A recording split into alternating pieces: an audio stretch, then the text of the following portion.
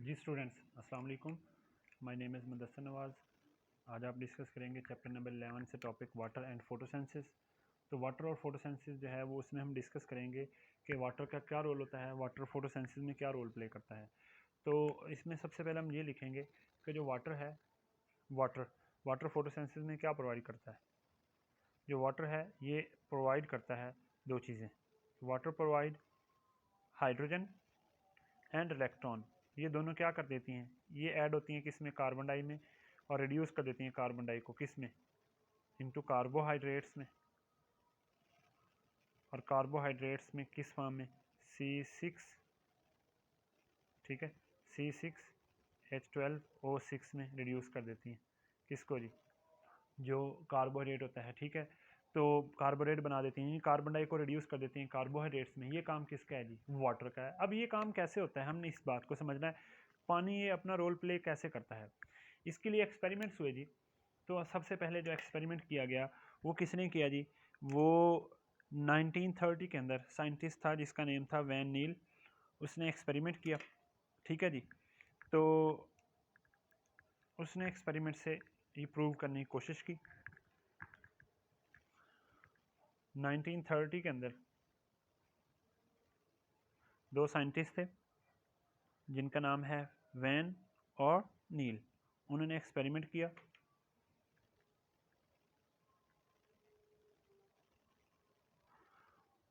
Nineteen 30 में van नील ने सबसे पहले एक्सपेरिमेंट किया किसके ऊपर, उन्होंने अपना एक्सपेरिमेंट किया,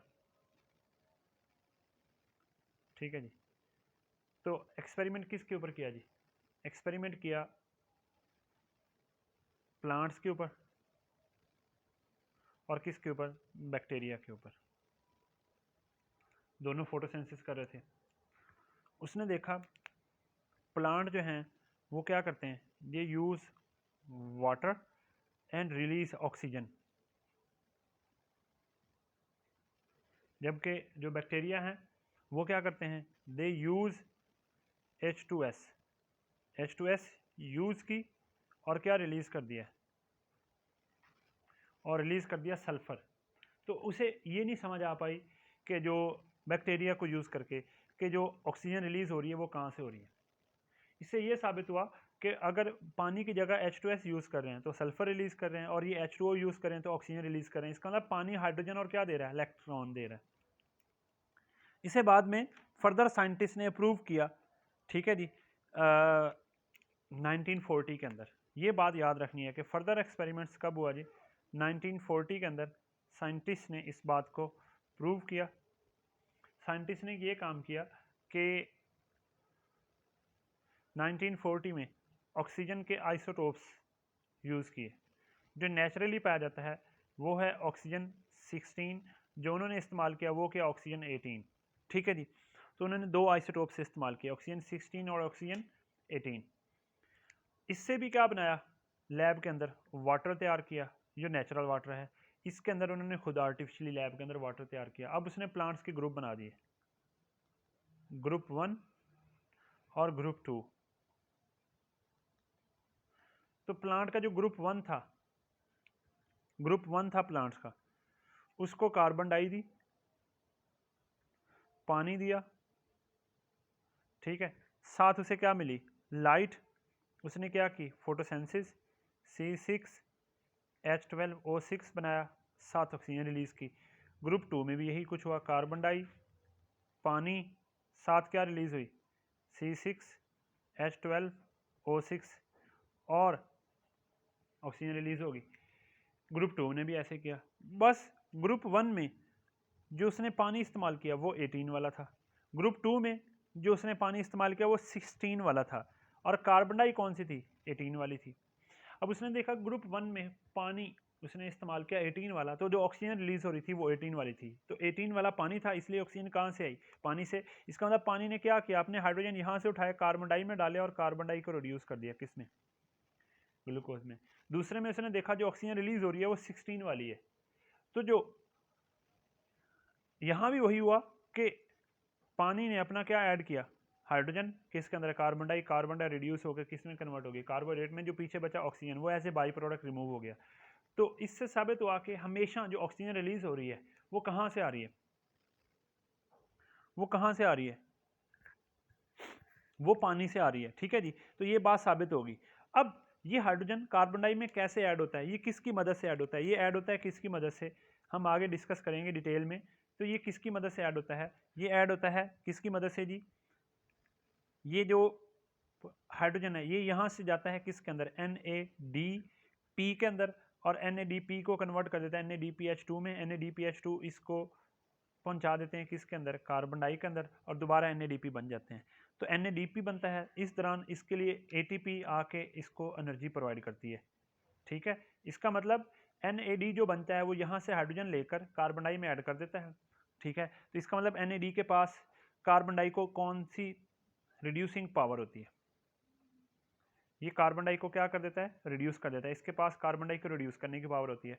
और ATP के पास कौन सी पावर होती है, ATP क्योंकि ताकत रखता है तो ये हाइड्रोजन को कार्बन डाई में ऐड करके ग्लूकोज बना देता है, इसके पास असीमिलेटिंग पावर होती है। कौन सी पावर होती है, असीमिलेटिंग पावर। ठीक है जी, तो ये रिएक्शन को इकट्ठा, ये कंपाउंड को इकट्ठा कर सकता है, असीमिलेटिंग पावर होती है।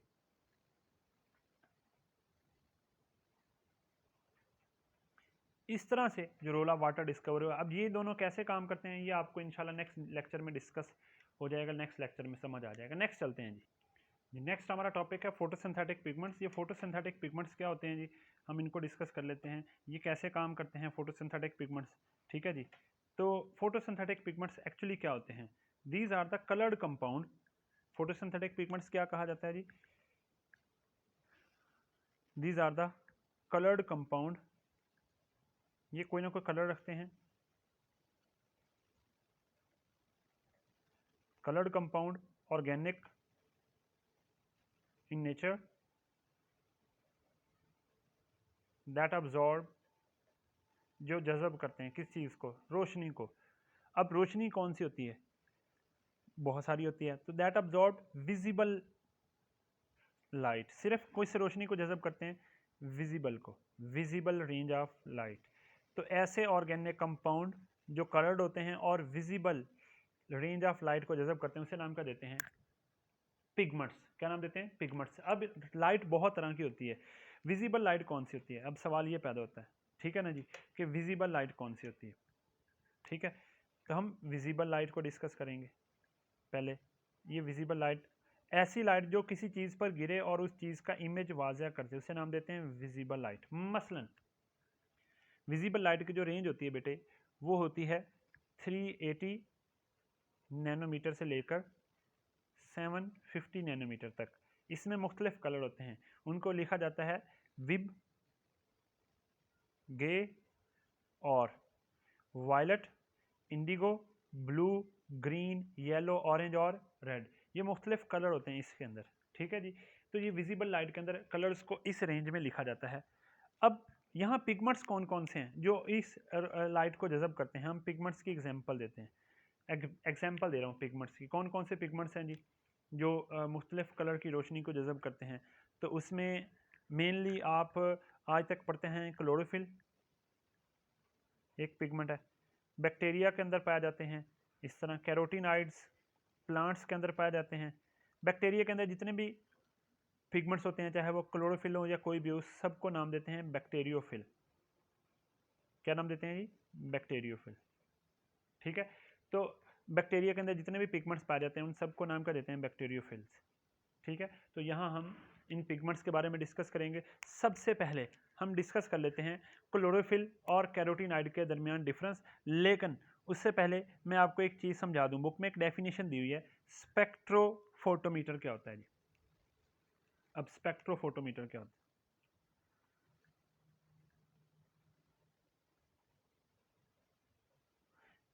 नाम से पता चल रहा है। स्पेक्ट्रो कहते हैं ग्राफ है, फोटो कहते हैं लाइट, मीटर कहते हैं पैमाइश करने वाली डिवाइस होती है।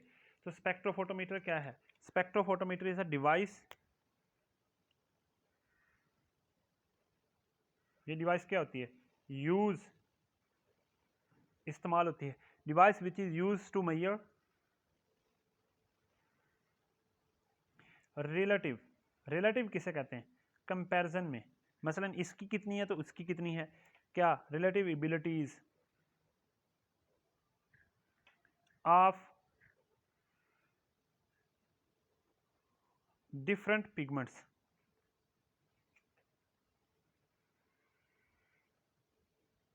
To absorb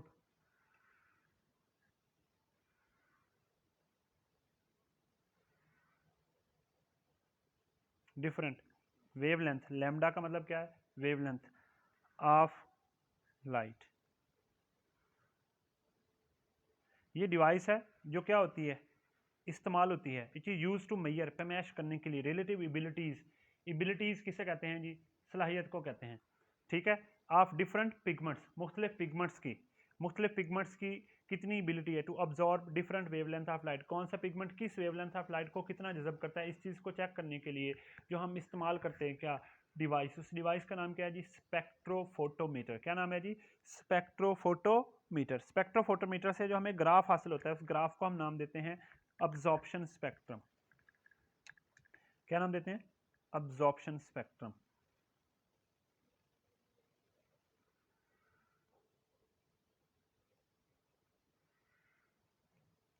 what is absorption spectrum, जो ग्राफ ये शो करे किस पिगमेंट ने कितनी लाइट जज़ब किया, उस स्पेक्ट्रम को नाम देते हैं अब्जॉर्प्शन स्पेक्ट्रम। तो मैं कहूंगा ग्राफ शोइंग, जो ये शो कर रहा हो क्या, रिलेटिव